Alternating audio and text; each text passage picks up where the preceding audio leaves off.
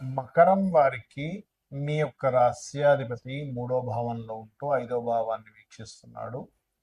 దాన్ని బట్టి ఏంటంటే కొంత ప్రయత్నపూర్వకంగా కొంతమంది పరిచయాలు, క్రియేటివ్ రిలేటెడ్ వాటిల్లో మీకు కొంత కొత్త అవకాశాలు రావడం. 3లో శని మంచివాడే. అలాగే ధనస్థానంలో రాహు ఉన్నాడు, చతుర్థ భావంలో కుజుడు ఉన్నాడు. కుజుడు వల్ల ఏంటంటే కొంచెం వాహనం మీద వెళ్ళేటప్పుడు కానీ ఏదైనా కోర్సు చేసేటప్పుడు కానీ తెలియకుండా ఒక్కోసారి ఆవేశం, మీ యొక్క ఆవేశం మూలంగా మీరు అనవసరంగా బ్యాడ్ అవుతారు. ఇది గుర్తుపెట్టుకుని, ఆవేశం పనికిరాదు ఇక్కడ మకరం వారికి చతుర్థంలో కుజుడు ఉన్నప్పుడు. కాకపోతే ఏదైనా ప్రాపర్టీ తీసుకోవడానికి వీటి అన్నిటికీ బాగుంది, అనుకూలత చెప్పాలంటే. అలాగే సంతాన స్థానంలో రవి 15 జూన్ 15 వరకు ఉంటే దాని తర్వాత 6వ స్థానంలోకి వెళ్తున్నాడు. 6లో శుక్రబుధులు ఉన్నారు. సో స్త్రీలకు కారకుడైన శుక్రుడు 9వ తేదీ వరకు ఉంటాడు కాబట్టి ఆ యొక్క జాగ్రత్త అనేది ఏంటో చెప్తాను. ఈ జూన్ 2వ తేదీ నుంచి ఎప్పుడైతే గురువు సప్తమంలోకి వస్తున్నాడో, అష్టమంలో కేతు ఉన్నాడో, ఈ యొక్క చంద్రుడు లాభభావం నుంచి 12వ భావం వరకు 12 రాశుల్లో తిరిగేసి మళ్ళీ లాభభావంలో నుంచి 12వ భావం వరకు తిరుగుతాడు ఈ నెల మీకు అంతా కూడా. దీనివల్ల కలిగేటువంటి ఫలితాలు, ఏ దేవత ఆరాధన చేయాలి, ఎటువంటి విషయాల పట్ల మీరు జాగ్రత్తగా ఉండాలి అనేటువంటి అంశాలు చెప్తుంది నేనైనప్పటికీ చెప్పిస్తుంది సాక్షాత్ లలితా అమ్మవారిగా భావిస్తూ ఆ లలితాంబిక అమ్మవారి యొక్క అనుగ్రహం మీకు పరిపూర్ణంగా కలగాలని మనస్ఫూర్తిగా కోరుకుంటూ, ఇక్కడ క్రియేటివ్ ఫీల్డ్లో ఉండేటువంటి వారికి మాత్రం మంచి బాగుంది చెప్పాలంటే.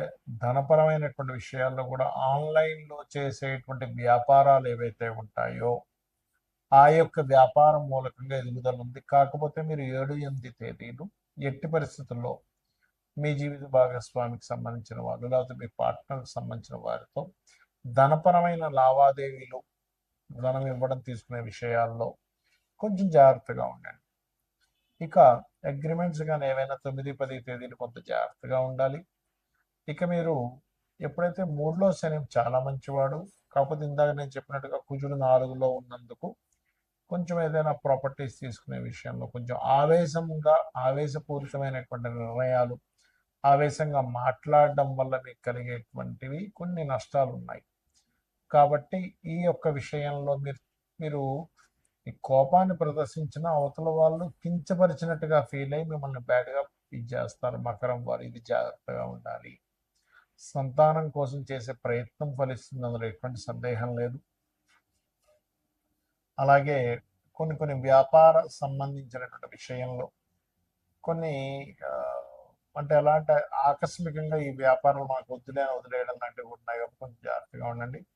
ముఖ్యంగా మీరు శుక్రుడు 6లో ఉన్నందుకు ఫ్రెండ్స్లో ఎవరైనా స్త్రీ స్నేహితులతో అనవసరమైనటువంటి లిటిగేషన్స్ వచ్చే ఛాన్స్ ఉంది కాబట్టి 9వ తేదీ వరకు ఈ విషయంలో జాగ్రత్తగా ఉండండి.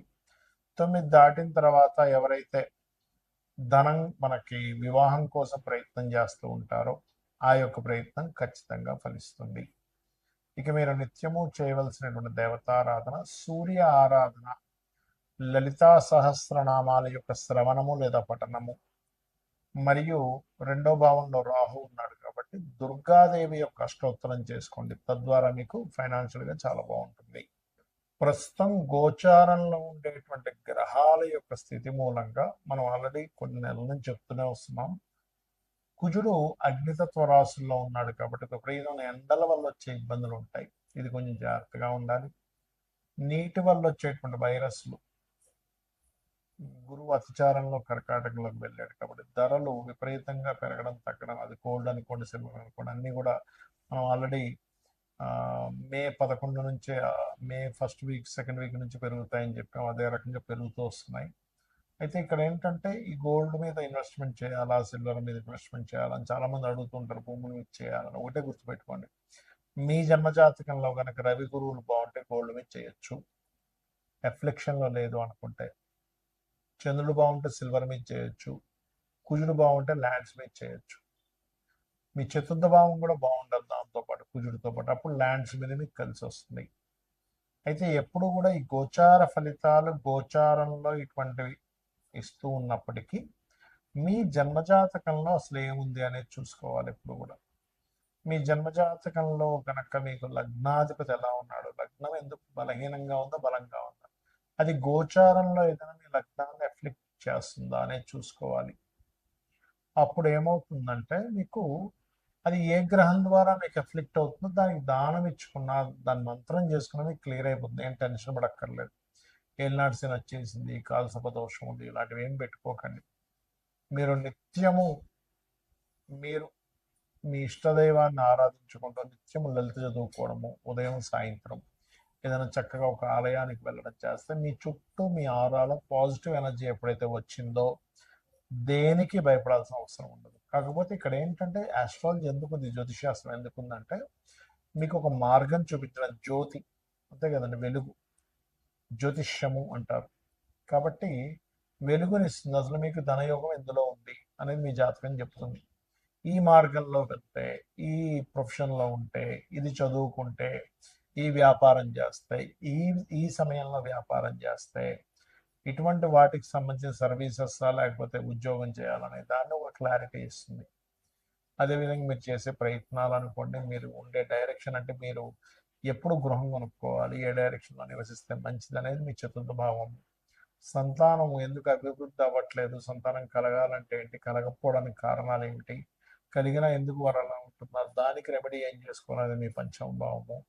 రుణరోగ శత్రుభావం అంటారు. అంటే మనం పూర్వజన్మల్లో చేసినటువంటి కర్మలు రుణము రూపంలోని, రోగము రూపంలోని, శత్రు రూపంలో వస్తుందట.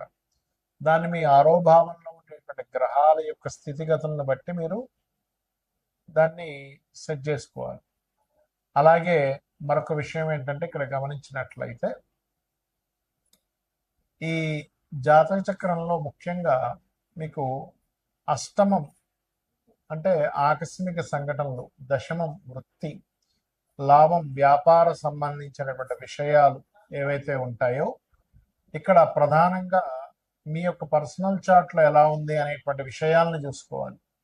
అవి ఏమి చూసుకోకుండా కేవలం మీరు ఏలినాటి శని వచ్చేసింది, అర్ధాష్టమి శని వచ్చింది, దాని ప్రభావం ఉండదని నేను చెప్పట్లే. అది ఉన్నప్పటికీ మీరు ఏలినాటి శని ఉన్న ఎవరైనా సరే ఓం అనాకలిత సాదృశ్య చుబుక శ్రీ విరాజితాయ మహామంత్రం చేసుకోవడము, గోవులకు కాస్త బెల్లము తినిపించడము, మరియు అదే విధంగా మరొక విషయం ఏంటంటే ఇక్కడ గమనించినట్లయితే ఈ యొక్క ఈ నిత్యము కూడా ఏలినాటి శని ఉండేటువంటి వారు కాస్త శనివారం పూట కాస్త ఏంటంటే నువ్వుల నూనె ఒంటికి రాసుకొని దాని తర్వాత స్నానం చేయడం ద్వారా కూడా మీకు ఏలినాటి శని యొక్క ప్రభావం తగ్గుతుంది, గుర్తుపెట్టుకోండి. ఇక మీరు ఇంకొక విషయం ఏంటంటే ఇక్కడ మీరు అర్థం చేసుకోవాల్సింది, ఇన్వెస్ట్మెంట్స్ చేసే విషయంలో, విదేశాలకు వెళ్ళే విషయంలో కూడా ఒక సమయం అనేటువంటిది ఉంటుంది. ఎప్పుడు ఇన్వెస్ట్మెంట్ చేయాలి, ఎప్పుడు ఇన్వెస్ట్మెంట్ చేయకూడదు, ఏ సమయంలో ఇన్వెస్ట్మెంట్ చేయడం వల్ల మీకు మంచి ఫలితాలు ఉంటాయి, ఏ సమయంలో ఇన్వెస్ట్మెంట్ చేయకపోవడం వల్ల మీకు మంచి ఫలితాలు ఉంటాయి కూడా ఉంటుంది. అది మీరు గోచారంలో 12వ భావంలో ఏ గ్రహం వచ్చి కూర్చుంది అనేటువంటిది చూసుకోవాలి. అది మీరు ఇది సమయం మంచి సమయమా కాదా అనేటువంటి నిర్ధారణ ఇస్తూ ఉంటుంది. ఆ రకంగా చేసుకుని మీకు ఇంకోటి ఏంటంటే ఉంగరాలు ఇలాంటివి పెట్టుకుంటూ ఉంటారు, నేను కాదనట్లే, దానివల్ల కొంత ఎనర్జీ, పాజిటివ్ ఎనర్జీ ఉంటుంది. కానీ మీరు ఏంటంటే తెలియకుండా, తెలుసుకోకుండా ఏది పడితే అది పెట్టేసుకుంటున్నారు. అలా కాదు, మీకు మీ జన్మజాతకంలో ఏ గ్రహం మీకు పాజిటివ్ ఫలితాలు ఇస్తుంది, ఆ గ్రహ సంబంధించింది ఇప్పుడు మీకు పెట్టుకోవచ్చా లేదా కొంతకాలం తర్వాత ఆ యొక్క ఉంగరాన్ని ధరించాలా అనేటువంటి విషయం మీ జన్మజాతకంలో నవగ్రహాల్లో ఏ గ్రహం మీకు పాజిటివ్గా ఉందో చూసుకుని దాన్ని పెట్టుకోవాలి. లగ్నానికి శుభుడు, పాపి, మనకి శనివర్గ లగ్నాలు, గురువర్గ లగ్నాలు 2 రకాలుగా ఉంటాయి. కాబట్టి దాన్ని బట్టి కూడా పెట్టుకుంటారు. కానీ దానికంటే అతి ముఖ్యంగా మీరు చూసుకోవాల్సింది మీ యొక్క లగ్నం శనివర్గమైనా గురువర్గమైనా కూడా మీ యొక్క జాతక చక్రంలో మీ గ్రహాల్లో ఏది స్ట్రాంగ్గా ఉందో చూసుకుని పెట్టుకోవడం వల్ల మీకు మంచి ఫలితాలు రానున్నాయి, గుర్తుపెట్టుకోండి, వస్తాయి కూడా. ఇక నిత్యము దేవతారాధన చేసుకోవడం, నిత్య దీపారాధన చేసుకోవడం చేయండి, మీకు అన్ని విధాలా బాగుంటుంది. శ్రీమాత్రే నమః.